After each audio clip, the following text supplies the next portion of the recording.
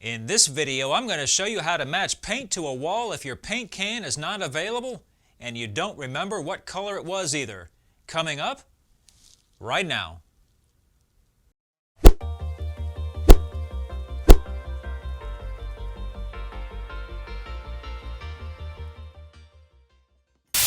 Hey everybody, Rudy here from the Home Improvement Channel with another video to help you fix things around the house. In today's video, I'm going to show you what I personally do to match a color on a wall that I don't have a paint sample for, and nobody knows what happened to the paint can either. So without further ado, let's dive right in. Alright, so if you just want to paint one wall or one section of a wall and you don't want to paint the whole house, the only way that the store is going to be able to match the wall is if you bring them a sample. So the only way to bring them a sample is to take it from the wall. So this is what I usually do.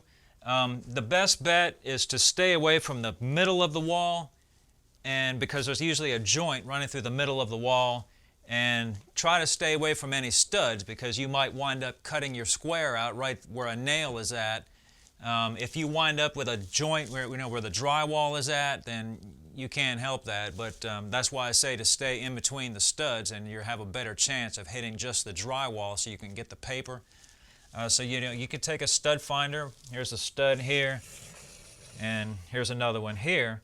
So I want to go between the studs. You have the best chance right here. So just take a square and cut it out. That's all you can do. Just make it a pretty good size, 3 by 3 or 4 by 4 or something like that. Give them something to work with at the store.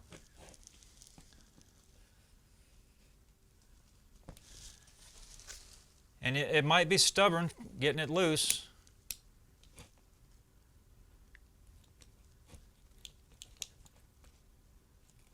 But just work it loose,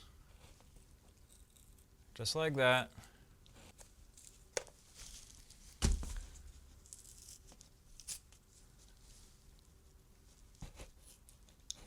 Don't be afraid if it isn't perfect, it doesn't matter. You're going to fix it back.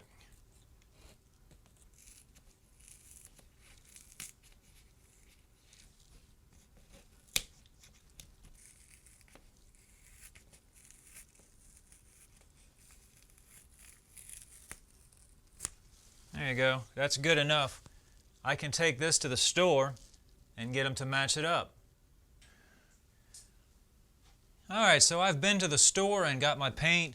Of course, the best way you're going to match the paint is if they don't have a 100% match, you're better off to paint the whole wall from corner to corner.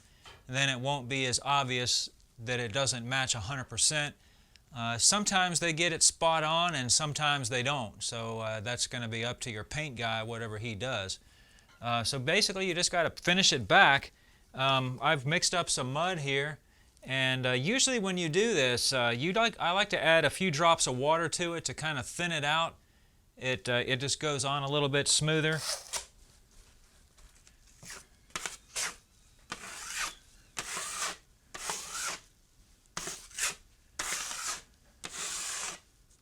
And I forgot to mention earlier, now that I've covered it up, if you have any little papers, sticking up or whatever, those all have to be flat, so just take your fingers and kind of peel them off until you have a nice smooth surface in there before you put the mud on. I've already done that, but I didn't explain that earlier. Okay, I'm going to have to put this about 3 coats on this, so I got to let that dry, and I'll come back when it's done. Alright, for the next coats, I'm just going to put on the second coat now. You're going to want to use a little bit bigger of a knife, and remember to keep those edges thin. To do that, put pressure on one side of the knife like that. You can even lift this side of the knife off the wall to cut that edge off, and then do the opposite on the other side like that. That's how you keep them edges thin. If you leave these edges thick, you're going to be sanding for a week when you go back to do it.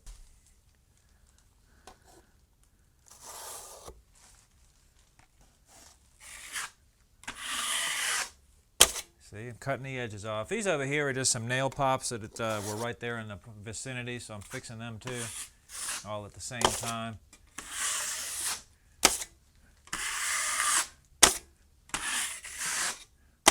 The idea is not to get it all done in one coat because it's just going to come out better if you keep it thin.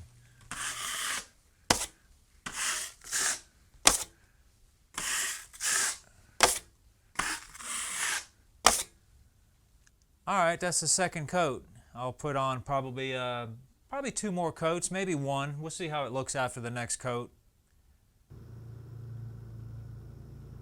Alright, welcome back. I've got 3 coats on here. Your patch is not going to need to be this big. I had some nail pops in the same area that I wanted to go ahead and fix while I was at it. So just going to go ahead and give it a light sanding. The edges are real important.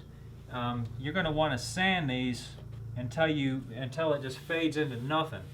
And let me show you what I mean by that. See, I don't know if you can see it on the camera, but there's a little bit of a ledge right there you can feel. And if you can rub your finger over it and feel it, then you'll be able to see it when you paint it. So just lightly sand around the edges. See how that's just gone away right there? Just like that. That's what I mean by fades into nothing.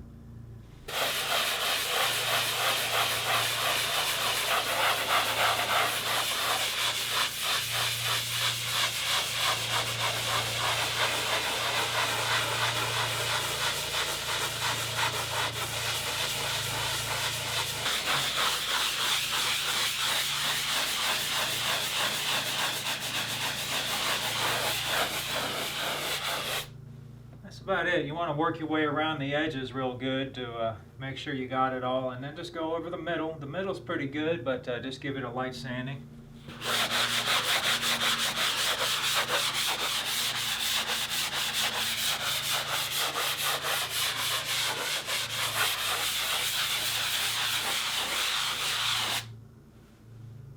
And that's it. Looks pretty good. And I got a little bit right here.